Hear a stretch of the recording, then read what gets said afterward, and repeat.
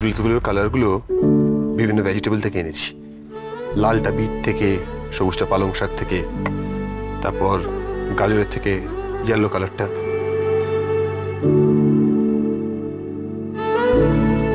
দেখবি বাচ্চারা খুব এনজয় করবে রেইনবো নুডলস। আমারও তাই মনে হয়।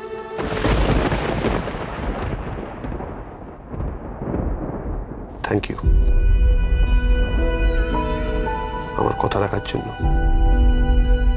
বাড়ির সকলের সামনে মহালয়ার দিনে আমাদের নিজেদের মধ্যে যে দূরত্ব রয়েছে সেটা না আসাই ভালো। আমি তো আপনাকে আগেও বলেছি যে আমাদের মাঝের দেয়ালের কথা কেউই বুঝতে পারবে না, বাচ্চারা তো নয়।